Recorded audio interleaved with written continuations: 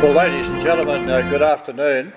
I'd like to acknowledge First Nations people, and in particular I'd like to acknowledge those members, past, present and future, who have served, are serving or will serve in our Defence Force. And on behalf of RUSI, we pay tribute to our First Nations people.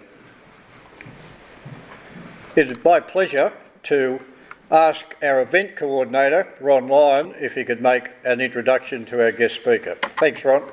Well, ladies and gentlemen, good afternoon and welcome to the second in our lecture series for 2023. The overall theme of our activities in this first half of the year is Australia's defence challenges, and today's lecture is titled The War Game, Australian Leadership from Gallipoli to Iraq.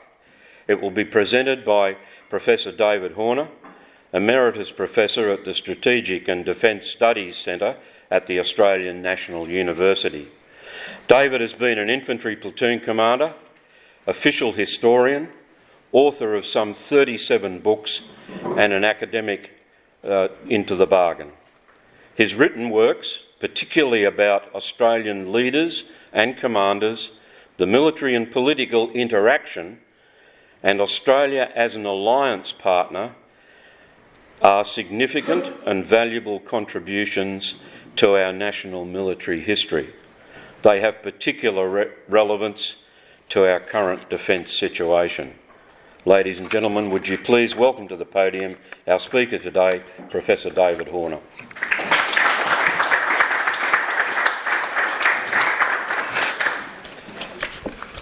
Well, thank you very much for that introduction. It's a great pleasure to be here this morning.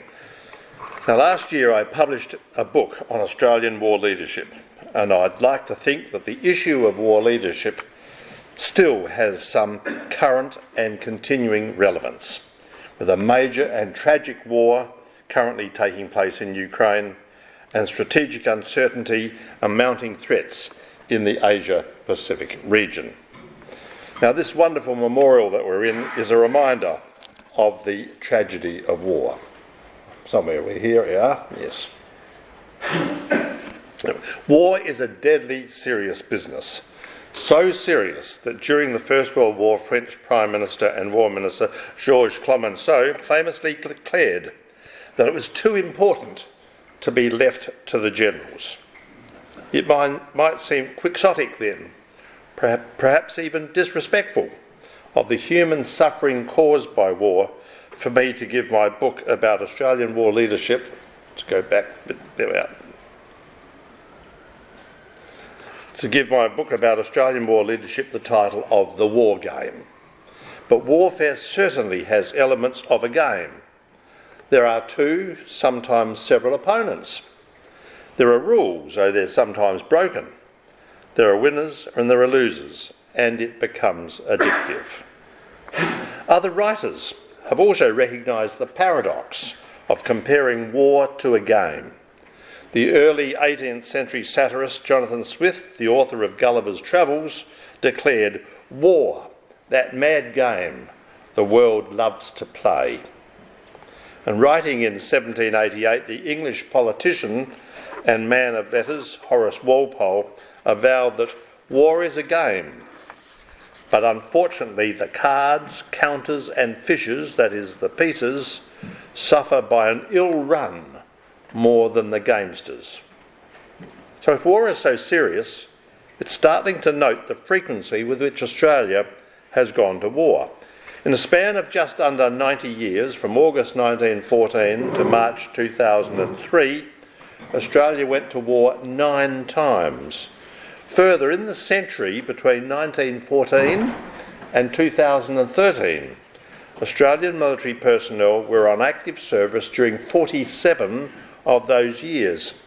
And this from a nation, an island continent, that is largely remote from countries that might pose a major threat. Why then did Australia go to war on these 9 occasions? Why have Australian military personnel been on operations for almost half of that time? And what was the government mechanism for deciding to go to war and managing the wars once they were joined? In a broad sense, the answers to these questions of why might be found in Australia's history as a British colony, in the nation's insecurity as a thinly populated country in a vast continent on the edge of Asia, and in the desire of a small country to seek security as part of a protective alliance.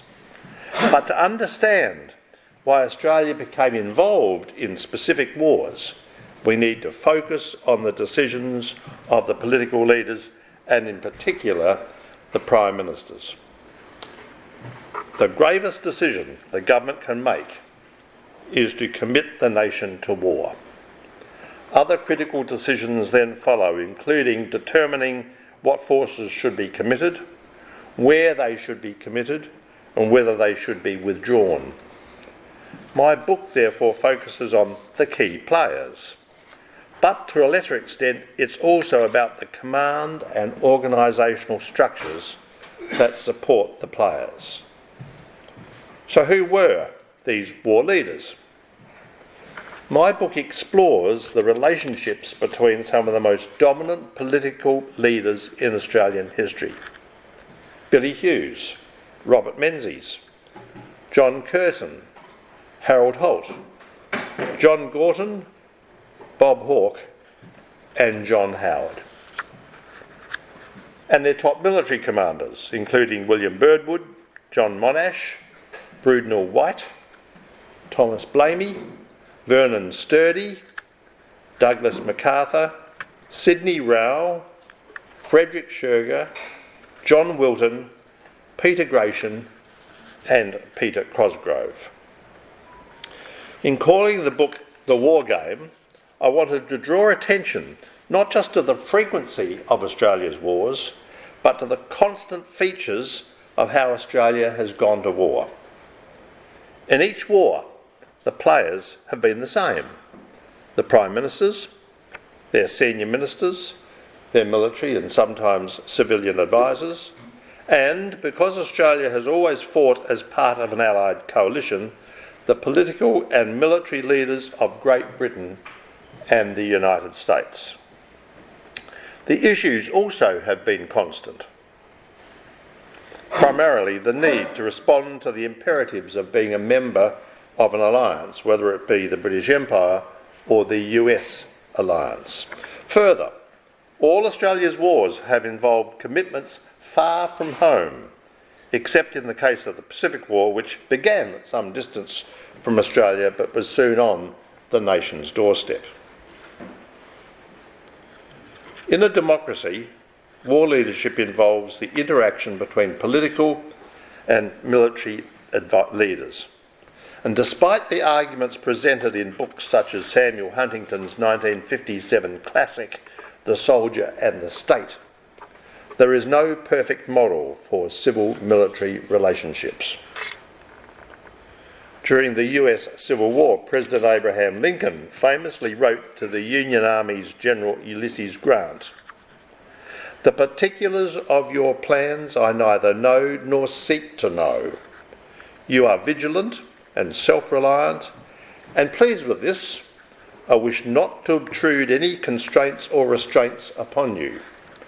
If there's anything wanting which is within my power to give, do not fail to let me know it." Similarly, in the Second World War, Prime Minister Winston Churchill, often lauded as an outstanding war leader, drove his military advisers to distraction, but in the end, he was loath to overrule them. As an activist, hands-on leader, he was keen to visit his troops on the battlefield. And much insight into war leadership is provided by the biographies of famous leaders. By one count, there are more than 60 biographies of Churchill, including Carlo D'Este's biography entitled Warlord. And there are at least 15 books on Australia's Second World War Prime Minister, John Curtin. There are, however, few general histories of war leadership, with most books instead taking a case study approach. In his book Leadership in War, the British historian Andrew Roberts examines the cases of Napoleon Bonaparte, Horatio Nelson, Churchill, Adolf Hitler, Joseph Stalin, General George Marshall, Charles de Gaulle, General Dwight Eisenhower, and Margaret Thatcher. The American historian Eliot Cohen, in his book Supreme Command, Soldiers, Statesmen and Leadership in Wartime, focuses on Abraham Lincoln, Georges Clemenceau, Churchill, and Israeli Prime Minister David Ben-Gurion. Cohen also discusses the relationship between President Lyndon Johnson and his Chiefs of Staff during the Vietnam War, and he comes to some thoughtful and instructive conclusions about the nature of war leadership. Now, the leaders I've mentioned were principal players in their country's wars. Often they were larger-than-life figures, people with big egos, or at least a strong belief in their own judgment and destiny. They were required to make momentous decisions that might decide the survival of their country. By contrast, Australia's war leaders have been on a different level to these historical examples. Australia has always gone to war as a junior partner in an Allied coalition. Its leaders had little scope to influence Allied strategy, and their decisions were not likely to affect the outcome of the war. The main decisions on Australia's war leaders, decisions of the Australian war leaders, have been to decide whether Australia should go to war and the level of the commitment to the war. But in the cases of both the major world figures and Australia's less Olympian war leaders, the issues of civil-military relations remain the same. The Prime Ministers I've discussed were all civilians, and indeed only one of them, John Gorton, had even seen active service, in his case as a fighter pilot in the Second World War. And Prime Ministers do not naturally have any great expertise in military matters. Only one of the Prime Ministers had previously been a Defence Minister when first taking up their office. Joseph Cook, Prime Minister on the outbreak of the First World War, had been Defence Minister in 1909-1910, but is best remembered for his opposition to the purchase of River-class destroyers, so called because the ships bore the name of inland waterways, because he mistakenly thought that they could only be used in rivers. Gorton was the first to admit that he was no trained strategist nor a trained tactician. And the First World War Prime Minister Billy Hughes, a lawyer, declared he was an Attorney General, not a Major General. Prime Ministers and their defence ministers therefore needed to rely on the chiefs of the armed forces for advice about the availability and capabilities of military forces. Service chiefs fulfil two roles. They're the government's principal military advisors, and they have an executive role to implement the government's decisions.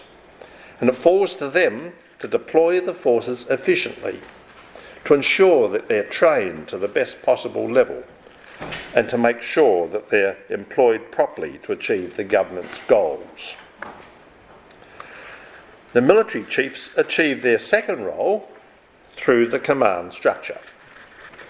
When forces are deployed overseas, they generally have a commander who reports back to the Australian government and ensures that the government's policies are followed. Hence, political leaders have a critical role in selecting their principal military advisors and commanders.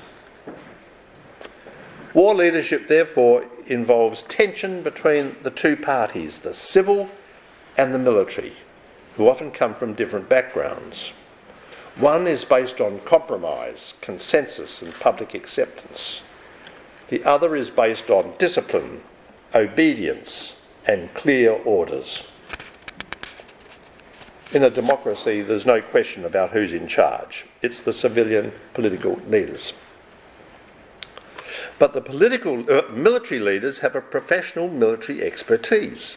And at times, military leaders might find themselves being ordered to carry out directions that they believe to be against the national interest.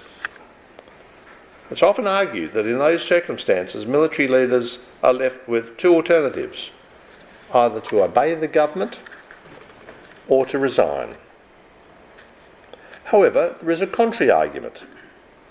So long as the government's direction is lawful, a military chief should not resign, because in doing so they would enter the political sphere which the military is not permitted to do.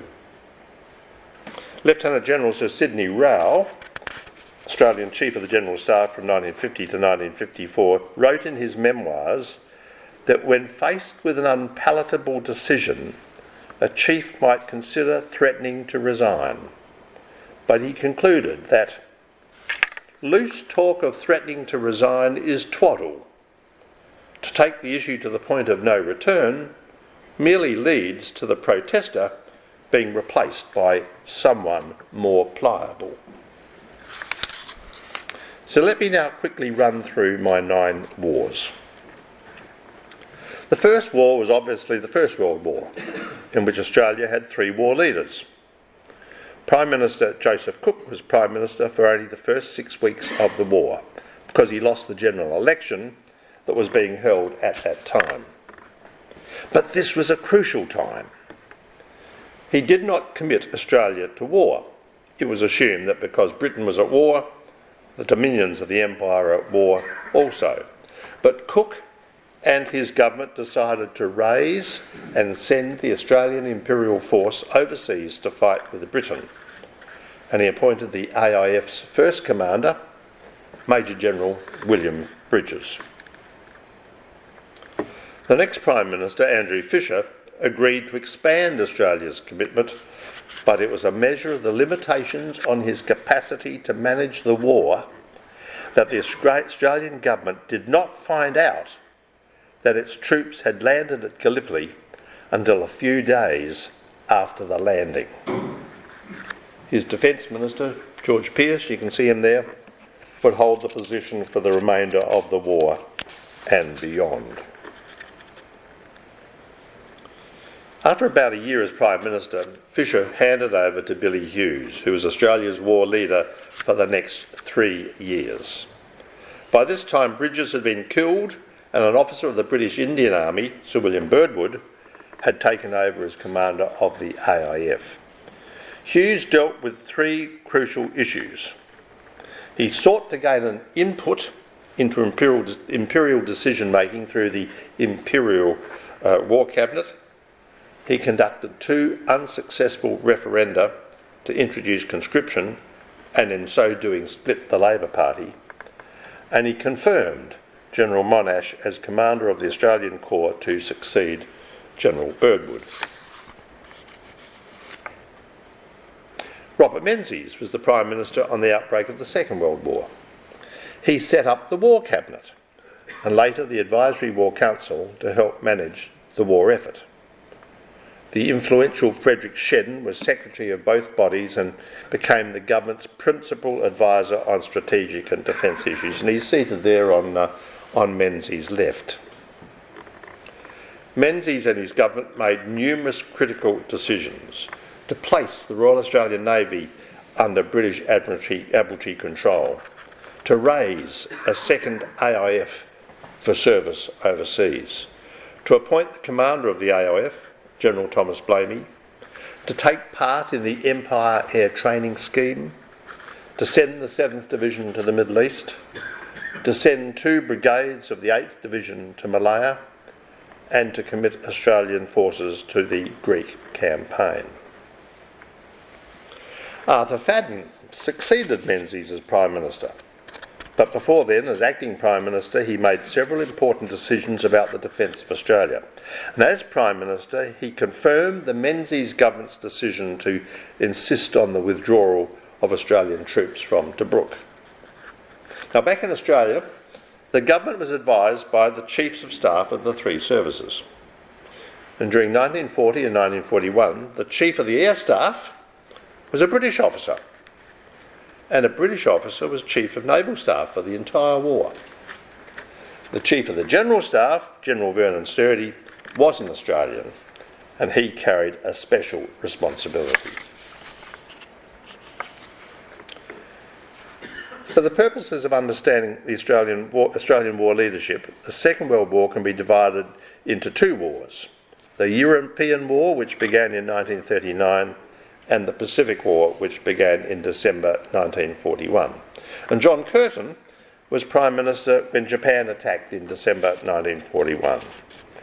And with Australia under threat of invasion, he faced most challenging tasks as war leader. His war leadership was shared with General Douglas MacArthur, the American Commander-in-Chief of the Southwest Pacific Area. This was an abrogation of Australian sovereignty, but in the emergency there was little alternative. General Blamey, Commander-in-Chief of the Australian Army, sought to ensure that the government received advice from an Australian officer. And under Curtin, in October 1943, Australia restructured its war effort, and gradually Australia's military commitment was wound back. But troops were committed to fighting in New Guinea, Bougainville and Borneo to ensure Australia had a seat at the peace table. Menzies was back in the chair as Prime Minister when Australia committed forces to the Korean War in 1950 and also aircraft to the Malayan emergency that same year. But now war leadership had a new dynamic. Australia was no longer involved in an existential war, but military forces were still serving on operations. And unlike the First and the Second World Wars, the government now had some discretion as to whether Australia should be involved in the wars of the 1950s and 1960s. The whole issue of Australia's involvement became one of careful calibration. Australia supported Britain in dealing with Indonesia's confrontation with Malaysia, but the commitment to the Vietnam War was highly contentious. Now, of the 9 wars I discuss in the book, Menzies took Australia into 5 of them. Prime Minister Harold Holt, who succeeded Menzies in 1966, increased Australia's commitment. But his successor, John Gorton, after that short Prime Ministership of John McEwen, had to deal with the problem of how to withdraw from Vietnam. And this was eventually achieved under the Prime Ministership of William McMahon. The Vietnam War then had many lessons for the process of war leadership. In the Second World War, Menzies established a war cabinet. For the Vietnam War and the Indonesian confrontation, he followed a similar practice and established a Foreign Affairs and Defence Committee of Cabinet. The Menzies government was not keen to hear from its foreign policy advisers about whether it was wise to contribute to the war. At the same time, its senior military advisers, Air Chief Marshal Sir Frederick Scherger and General Sir John Wilton, were keen for Australia to make the commitment. Whereas in the past, military advice had been provided by the Chiefs of Staff of the services, now there was a separate chairman of the Chiefs of Staff Committee. But the service chiefs still had a major role in providing advice. The next war leader was Prime Minister Bob Hawke in the 1990-1991 Gulf War. Hawke did not establish a formal cabinet committee, but a small group of ministers approved the commitment to the Maritime Interception Force in August 1990 and the commitment to the Gulf War in February 1991. This was the first war of the Australian Defence Force. Military advice was now provided by the Chief of the Defence Force, in this case General Peter Gratian. John Howard was Prime Minister for the commitment to the war in Afghanistan in 2001 and to the invasion of Iraq in 2003. Howard had a finely developed mechanism for managing these two commitments. He had a National Security Committee of Cabinet, and he received his advice from the Chief of the Defence Force, General Peter Cosgrove.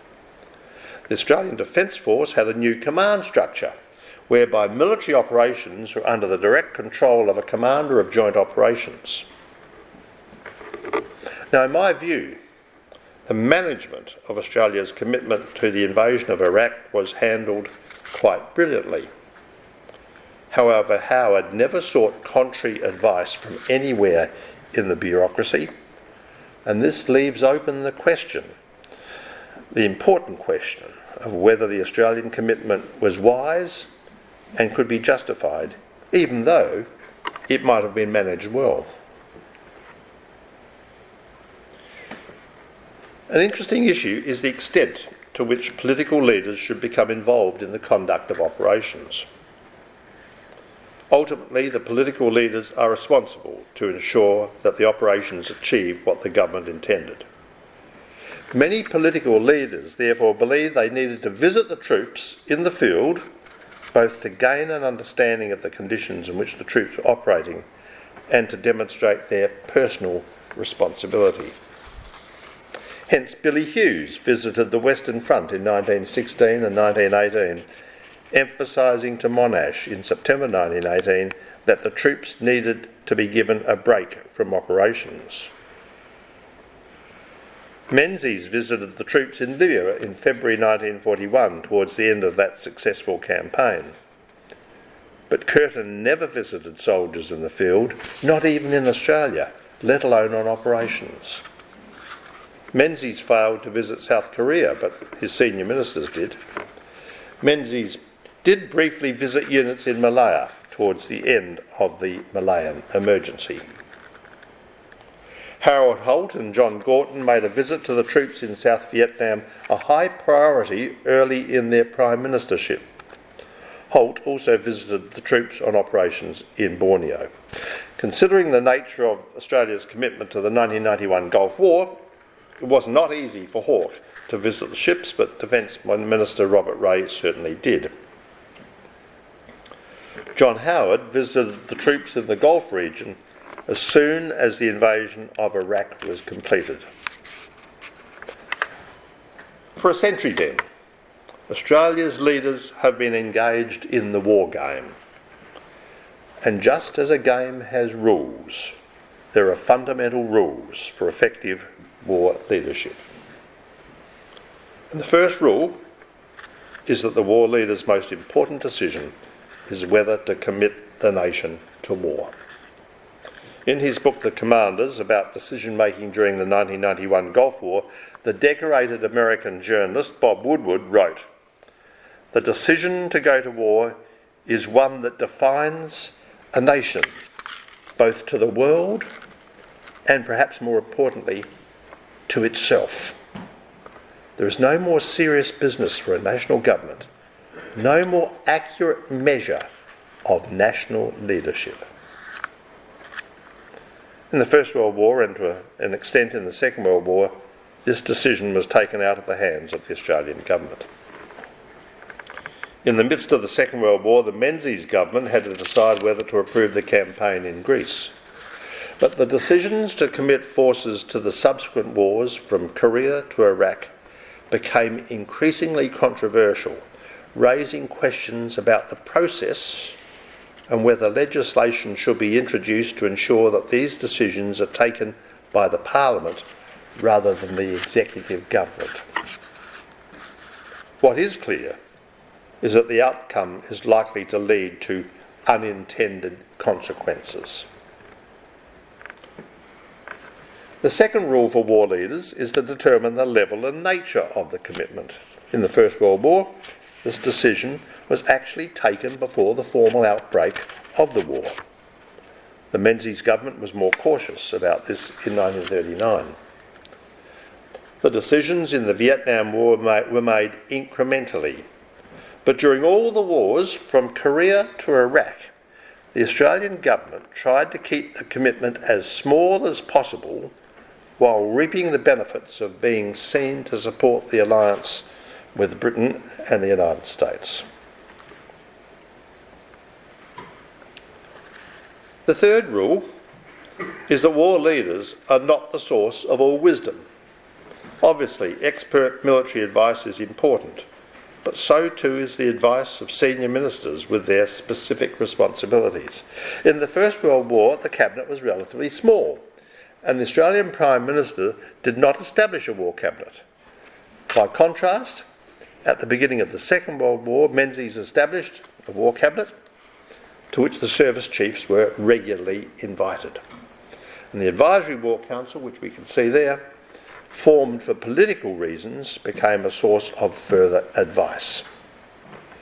Curtin's Prime Minister's War Conference was formed because of the special position of General Douglas MacArthur. In 1963, Menzies established the Foreign Affairs and Defence Committee of Cabinet in the lead-up to the Vietnam War, but unfortunately Gorton disregarded this committee to the detriment of good policy making. Hawke did not have a formal committee, but used an informal group of ministers. The Howard government had a National Security Committee of Cabinet. Governments have always established formal structures for the provision of military advice. In the First World War, these structures included the Defence Council, which was rarely used, and the Naval and Military Boards. In the Second World War, through to the Vietnam War, advice was provided by the Defence Committee, which included service chiefs and senior public service servants, and the Chiefs of Staff Committee.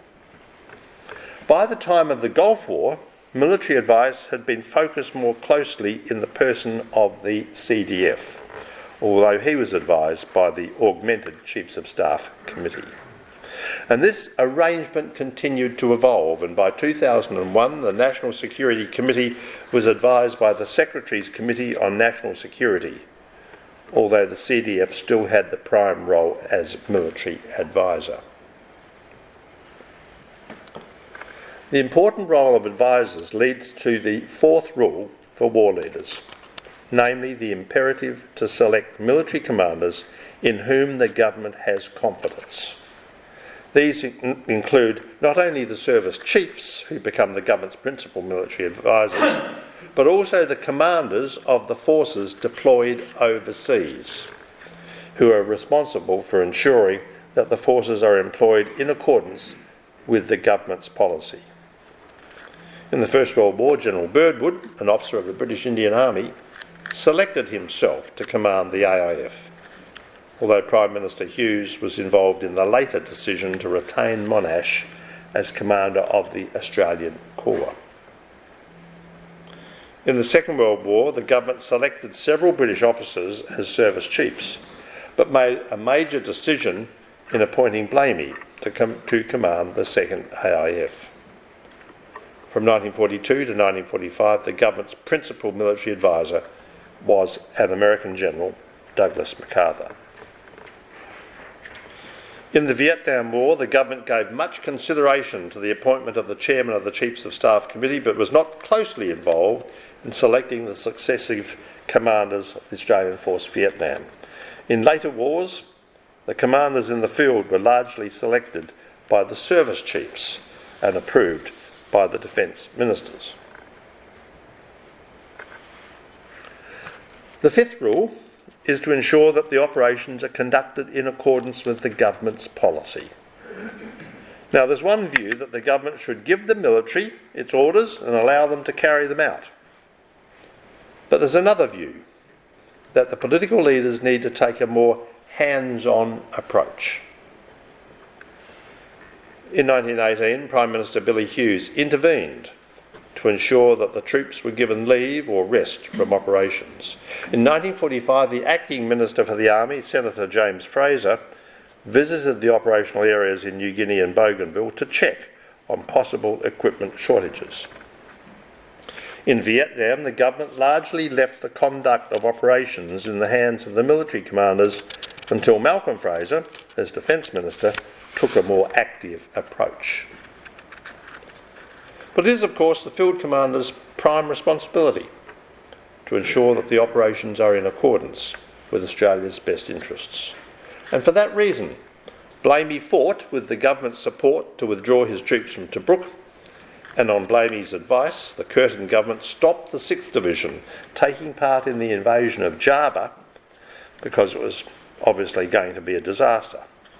Wilton was keenly aware of this responsibility during the Vietnam War.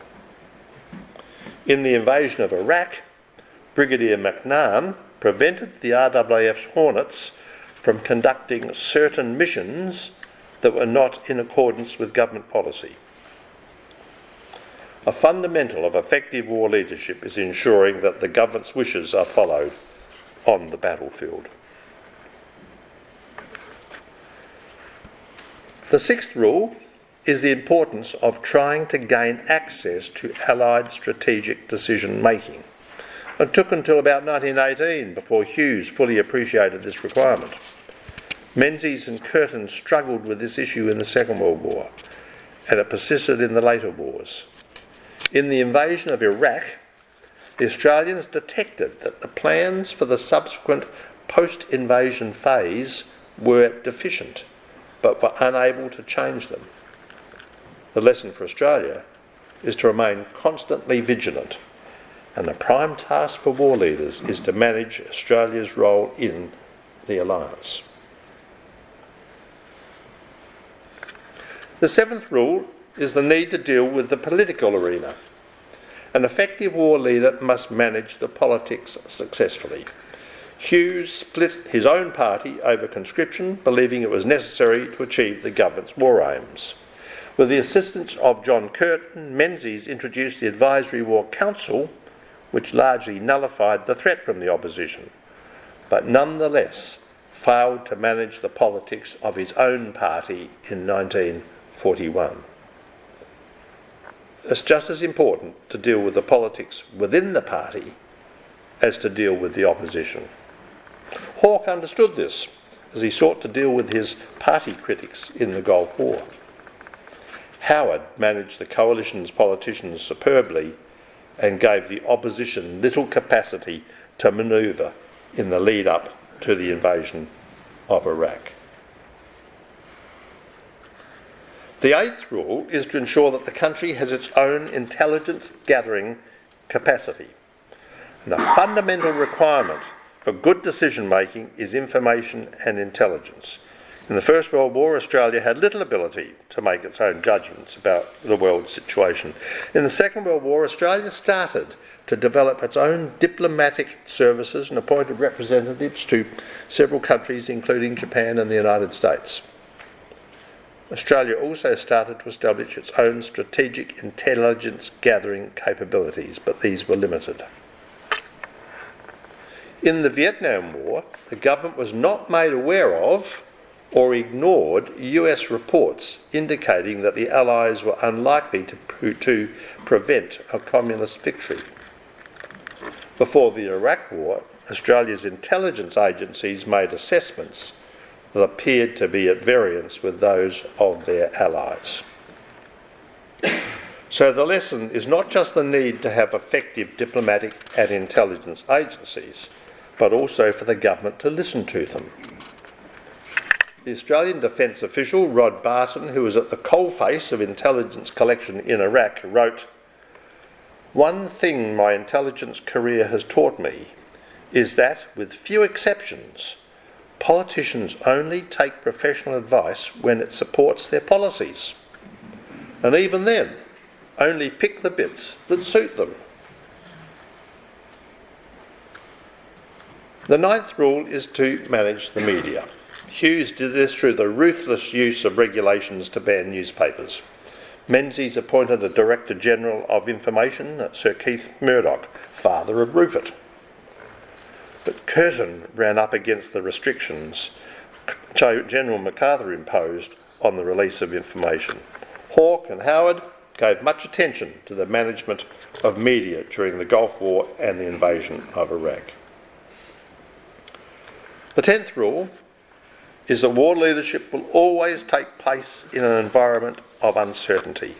Intelligence assessments can usually determine an enemy's or potential enemy's capabilities, but they're less certain about actual intentions.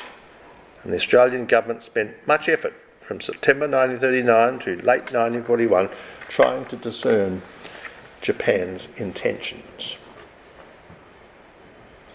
Much of the government's decisions about forced deployment in the 1950s and the first half of the 1960s were made against the uncertainty of how the strategic situation was going to develop in Southeast Asia, as suggested by this cartoon about the domino theory. So it's all very well to develop lists of rules. It's another thing to ensure that Prime Ministers even think about these issues until they're presented with the situation. Field Marshal Sir William Robertson, who was Chief of the Imperial General Staff from 1916 until he was forced to resign after a dispute with Prime Minister Lloyd George in February 1918, commented that in all trades and professions, the man who aims at taking the lead knows that he must first learn the business he purposes to follow. Only in the business of war, the most difficult of all, is no special training or study demanded from those charged and paid for its management. If a National Security Committee of Cabinet exists in peacetime and, with its military advisers present, deals frequently with security and defence issues, its members are likely to develop some understanding of problems likely to be faced in a deteriorating strategic situation. It would be even better if the political leaders had some understanding of how their predecessors handled these issues in the past. Australia's experience of war leadership over more than a century provides a resource and a guide for developing an understanding of how the nation and its leaders might face future challenges. Many of the lessons drawn from the past century are still relevant today. The failure of the United States in Iraq, brought out in Thomas Rix's book Fiasco, should lead to at least two vital conclusions: that the US process for going to war was deeply flawed, and Australia would be wise to treat any US plan with deep suspicion, and Australia should not smugly assume that it might not display the same faulty process in the future. Few countries celebrate their military history with as much enthusiasm as Australia. Most Australians possess at least a vague knowledge of the landing at Gallipoli in 1915 and the fighting on the Kokoda Trail in 1942. The personal experience of war continues to hold a fascination. But the big challenge is to understand why Australia was involved in its wars and how the Australian government went about managing them. Ultimately, these decisions are about war strategy. This might seem to be an esoteric matter, but if the governments get the strategy wrong, the cost is borne by the soldiers on the battlefield, their families, the nation's treasury, and its reputation. War leadership continues to be the crucial factor in considering Australia's experience of war. As Horace Walpole reminds us, in the game of war, the lives of the nation's sailors, soldiers and aviators are in the hands of the gamesters, that is, the political leaders and their advisers. Well, thank you very much for listening to me this afternoon.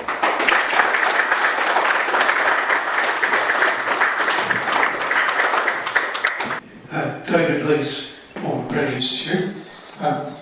You emphasised the first lesson. I think you chose that very well, whether to commit to war, and you contrasted a couple of things, whether it should be made by the executive government, such a decision, or whether it should have at least some sort of parliamentary oversight. I wonder where you may sit in that dialogue. My instincts, my first reaction is that these decisions are so important that they should be made by the Parliament and not by the executive government. That's my instinct. However, some of the practicalities that are being brought out by history would indicate that this might not be as easy as you would think at first glance, because many of the commitments that we made from Malaya right through to the present were made incrementally. A small training team sent to Vietnam in 1962 develops, by which time people are in combat, to the point at which a battalion is sent in 1965. When was that? When would that have gone to Parliament? Do you go to Parliament and say, we'll have a vote to send 3 men and a dog overseas? But that can develop into something more. There was another case that people may not be fully aware of, and that is that the government was asked by the United States and Britain to send people to assist with mine clearance in the Gulf region during the Iran-Iraq war. And after a lot of angst, the Hawke government decided that they would do that. There were people writing to the paper, commentators saying this is another Vietnam commitment. Well, of course it wasn't.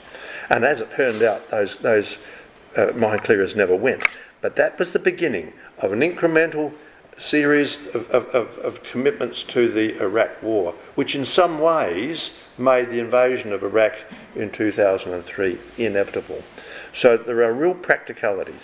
Another difficulty, another issue to consider is that if, for example, the Menzies government had gone to Parliament in 1965, if the Hawke government had gone to the Parliament before the commitment in 1990, if the Howard government had gone to the Parliament before the commitment in 2003, the Parliament would have approved it. And we know that because in the case of Hawke and Howard, they did go to the Parliament. The only trouble was they went to the Parliament afterwards. But that doesn't take away from the fact that it went to the Parliament and it was supported. So I'm just outlining my instinct is this ought to happen. But there are some real practical difficulties brought out from as the way I've just described it.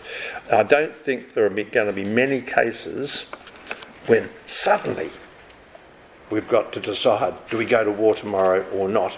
And if it was a case of an emergency, right, we've suddenly been bombed, well, I think we should get on with it anyway and not go to Parliament. So there's some thoughts on that.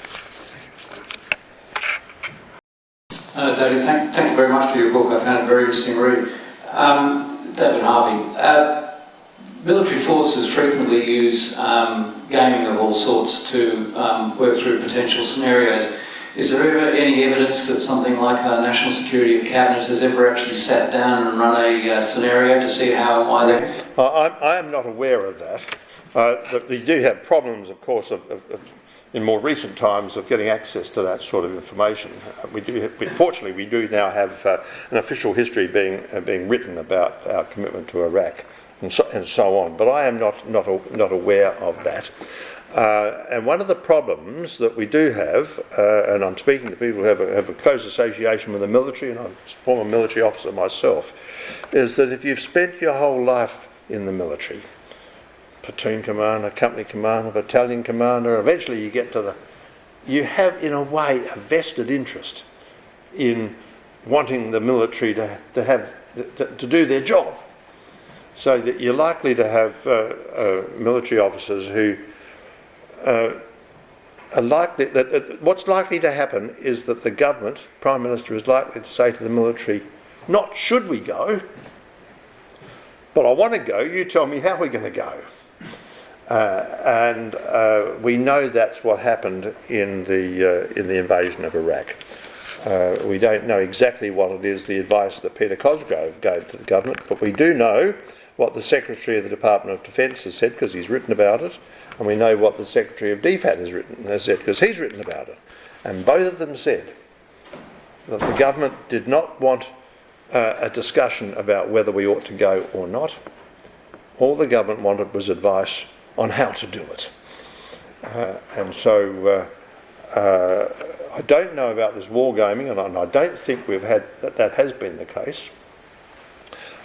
Certainly when the staff in the higher echelons of the military write these papers, they try to consider the issues, and they probably come up with, do we send those forces, or do we send those forces, or do we send those forces, and they make their assessments on those. But I'm not sure that they war game what's going to happen, and the experience of the past has been, as I said, unintended consequences. Who would have, even if it had been war gamed, who would have thought that the commitment to Afghanistan in 2001 to overthrow the Taliban would go for another 14 or so years. Thank you, Dave. We now call on Lieutenant Colonel Ken Broadhead to propose a brief vote of thanks. Thank you very much.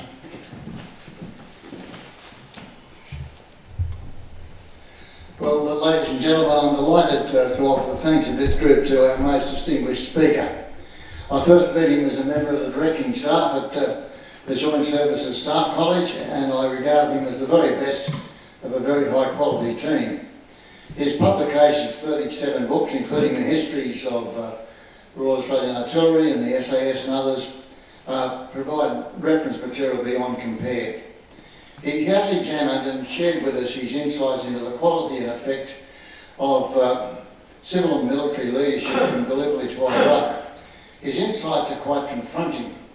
All here are well aware that the ADF has never been under more rigorous scrutiny than it is now.